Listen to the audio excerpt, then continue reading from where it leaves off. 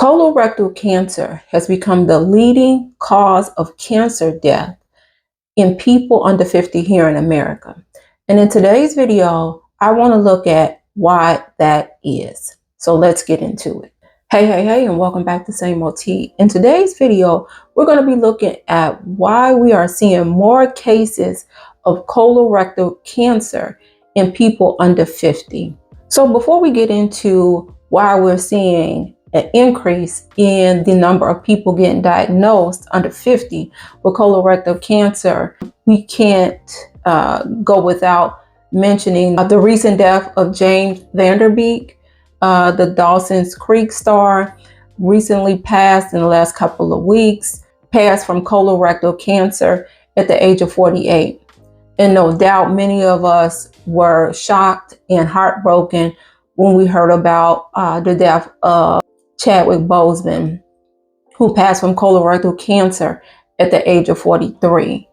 So why are we hearing of so many people not only being diagnosed before the age of 50 with colorectal cancer, but in many cases passing away due to that?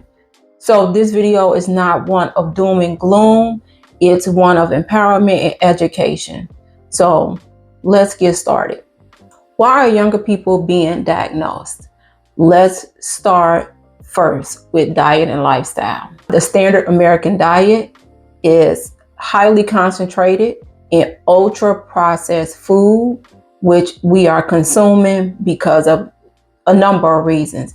Maybe it's more affordable, right? Things in the middle of the grocery store, so to speak, are more affordable than your fresh meats, fruits, and vegetables, right? Fast food, we can always go and get a number one, a number three, and maybe it's only costing us $8. So consuming ultra processed foods is a major contributor to more people ending up with this diagnosis. Another contributor is we have an increased intake of red meat, processed meat. And so if you don't know, processed meat would be, your bacon, your sausage, your hot dogs, and things of that nature. So that contributes to this diagnosis as well. We have diets that are low in fiber. We are not getting enough fiber in our diets. We're not hitting our fiber intake goals. Women should have at least 25 to 30 grams of fiber daily, and men should have anywhere from 30 to 40 grams daily. So we have really low fiber diets, right? We're not eating fruits, vegetables, whole grains, and things of that nature.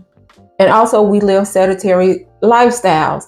A lot of people have desk jobs, and so they're sitting at their desk 8, 10, 12 hours a day, right? We don't get up and move. We don't prioritize exercising or getting out and walking daily. And so, we're coming home from work, we're plopping on the couch, eating that fast food because we didn't have time to cook or didn't feel like cooking. And we're sitting in front of the TV or with our phone in our hand. And so these are all contributing to that colorectal diagnosis. And so diet and lifestyle is huge in prevention efforts, right? We have to make sure that we're having a balanced diet, make sure we're getting fruits and vegetables in.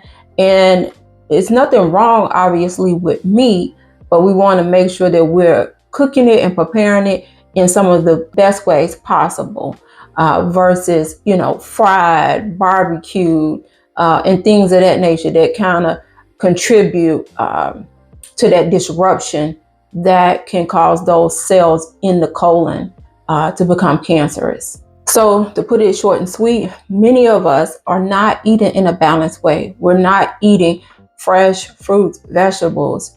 We're not eating a whole food type of diet. And then we're not moving. We're not exercising. We're not even, getting maybe 5,000 steps in a day and things of that nature. So diet and lifestyle plays a huge part in prevention. And so when we know better, we should do better. Another factor is our gut microbiome is disrupted. What does that mean?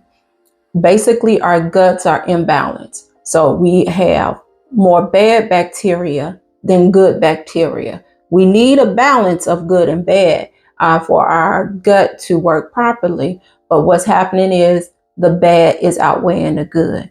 And why is that? We're being prescribed and using antibiotics more than necessary. Anytime we get a cold, people want to go to the doctor and say, give me a Z-Pack. When you're cold, 9 times out of 10 is more viral. So antibiotics don't work, but we have providers who will give you that Z-Pack just to get you out of there. So overuse of antibiotics, chronic stress. People don't realize that just being in a chronic state, all the time state of being stressed, what that does to your gut. You have people who complain of, upset stomach, and they haven't even eaten anything. And it's because of the stressful lifestyle that they may be leading, right? But chronic stress means it's ongoing, not stressful moments or periods and things like that, meaning that your body and your nervous system is never just coming down, right? So we've all heard the saying, stress can kill you. It's not just a saying, it is a reality. So something that a lot of people are not aware of that contributes to the gut microbiome mentioned earlier, having low fiber diets contribute to that disruption. That disruption doesn't allow for good diversity of the bacteria, like I mentioned. You want a balance of that good and bad, right? You rather have a little bit more good in there. Obviously, there's nothing wrong with that. But when you have a little bit more bad or a lot more bad, it can be a major problem. So having a moderate or high fiber diet is a good thing in helping lower the risk of developing colorectal cancer. Fiber acts as a feeder, right? It feeds the good bacteria. So like a prebiotic. So when your gut is in harmony, it helps reduce inflammation. It helps you have good digestion, and it helps that good bacteria to surpass the bad bacteria. So now you're talking about a gut that is healed, right? No leaky gut syndrome. The lining is good and intact and things of that nature. And so no doubt you've probably heard that our guts hold 70% of our immunity. So we want that immunity to be high, right? Because when you have like a healthy body, it makes it hard for cancers to develop, right? Because the body is in a more healed state. Lastly, what contributes to gut microbiome disruption is inflammation. And like I just mentioned about the benefits of fiber and what it does for the gut. Once your gut is healed and your gut lining especially is healed and intact, systematic inflammation will decrease. And that's a good thing. But if you don't have that in place, what is inflammation going to do? It's going to increase. And when your body is in a chronic state of inflammation, you are raising the risk for that colorectal cancer to develop. Another factor that is increasing these cases of colorectal cancer in people under 50 is obesity and metabolic health. So hopefully you see how things are tying back to diet and lifestyle. People are getting younger and younger and getting diagnosed with early metabolic dysfunction. What does that mean, T? That's being diagnosed with type 2 diabetes. That's being diagnosed with metabolic syndrome. That's being diagnosed with basically high cholesterol. That's being diagnosed with thyroid conditions such as hypothyroidism. So people are getting younger and younger and younger. I know people who are like early 20s already have type 2 diabetes. Why? You're in your early 20s, right? But it goes back to diet and lifestyle, right? And not having control over those blood sugars and ending up with that diagnosis. So that's putting them in a situation where they're increasing their risk for colorectal cancer versus decreasing their risk. So with obesity, it contributes to that increased risk for developing this type of cancer. And also obesity and these metabolic dysfunctions contribute to chronic inflammation, right? Again, tying back to the gut. So even though as we age, a lot of these things can happen. But again, going back, once we establish good habits in regards to our diet and our lifestyle, meaning our movement, our sleep, our levels of stress, we keep ourselves in a reduced risk for developing these types of cancers. So pretty much the things that I just discussed are things we want to change, the good habits we want to put in place to help reduce our risk. Even when we do have a balanced diet and lifestyle, there's one thing that a lot of us are missing that is so critical in making sure that if we were to develop colorectal cancer, that is caught early. So what's that thing? Is delayed screening and dismissing symptoms. And why is that? Because many people think, well, I'm too young. That's an older person disease. No longer is it an older person disease. In fact, I can't remember what year it was, but originally the screening for colorectal cancer was at age 50. But because colorectal cancer has become the #1 cause of cancer death in people under 50 as of 2023, now it is recommended that you get your first colonoscopy at age 45. So something to keep in mind, colorectal cancer doesn't always, come in loud and, with super, super obvious symptoms. And so it is easy to kind of dismiss some of the signs and symptoms. What are the warning signs? If you see blood in your stool, changes in your bowel habits, what does that mean? If you're having a fluctuation of constipation, diarrhea, things of that nature, definitely want to get it checked out.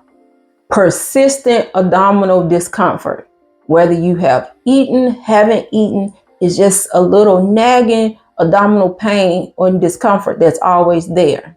And this one is so super important.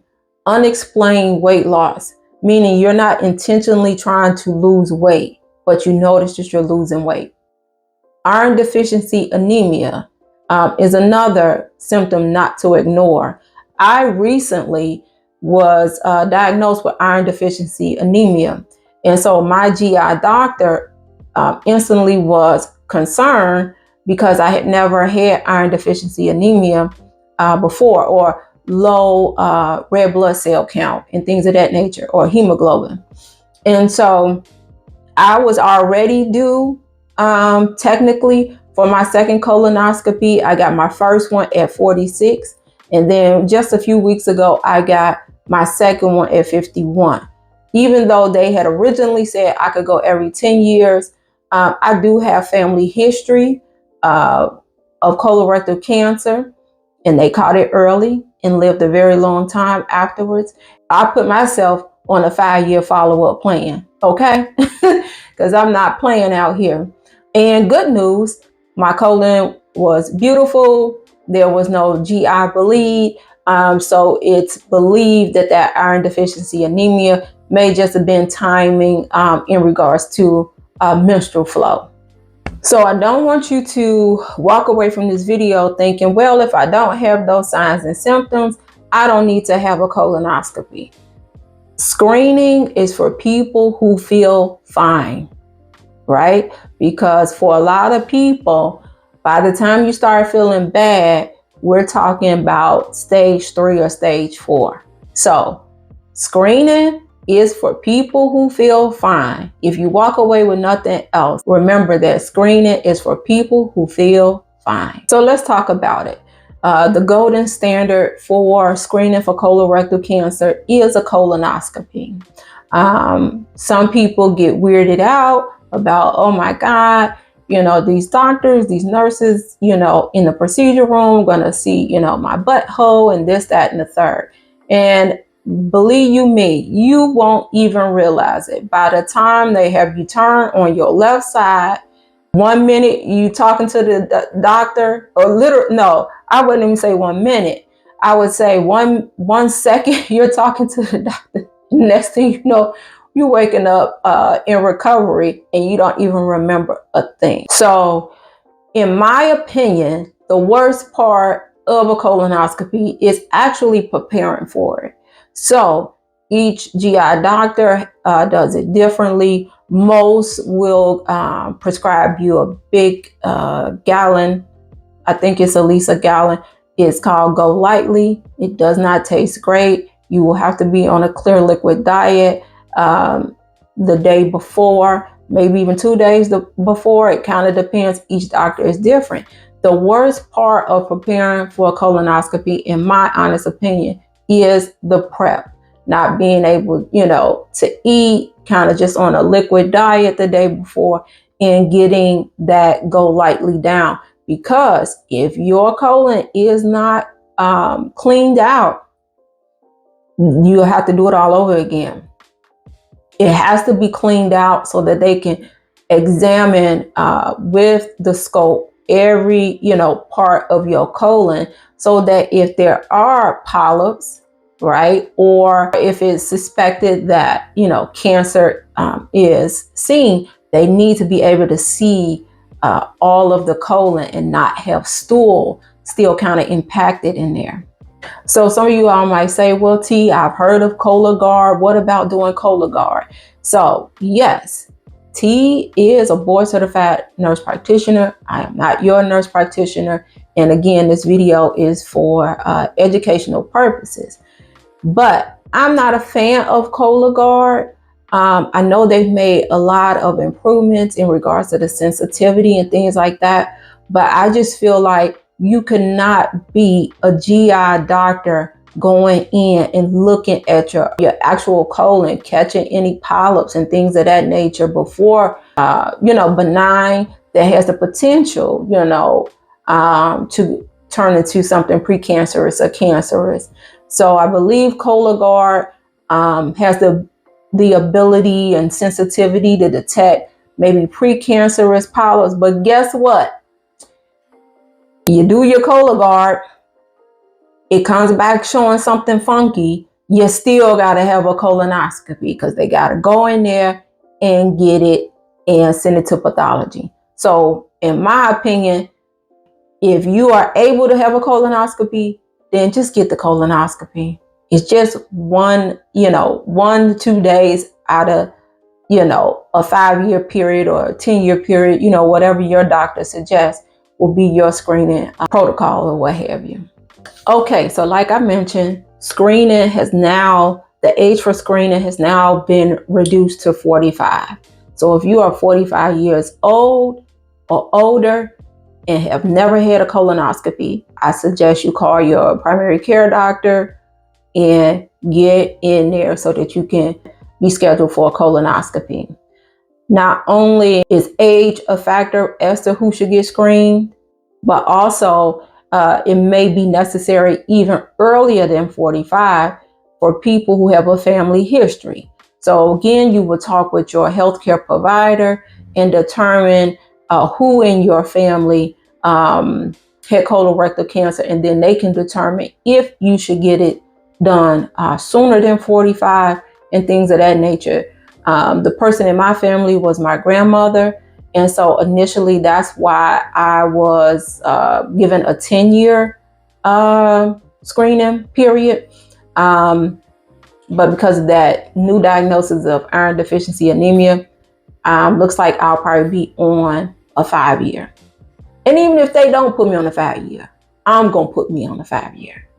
And also for my Black people out there, we have increased incidence as well as increased mortality when it comes to colorectal cancer. So keep that in mind. And then lastly, I would say anybody who has like a personal history of any kind of irritable bowel disorder may want to consider having that conversation before 45 with your GI doctor or primary care doctor. So if you're in your mid-40s and you've been putting it off, consider this video your reminder to go ahead and get it done. Peace of mind is a beautiful thing. I'm so glad that I went on and got mine done a couple of weeks ago, so that I was, able to put to rest that this iron deficiency anemia is not due to a GI bleed. So in closing, if one person, is encouraged to go ahead and make an appointment to get their colonoscopy scheduled, then my job is done. So if you found this to be, very informative, and, hopefully I did a good job of educating you about how you can lower your risk and what's increasing your risk and when to get screened, please do give the video a like, hype it up. And also, if you have any questions that I can answer from an education perspective and not diagnosing or anything like that, please drop them in the comment section. And we talk about health and wellness over here, amongst other things. So if you are not subscribed, come over here to the Real Ones Tribe. And if you think someone could benefit from this video, please do share. And until the next time, I'm out. Peace.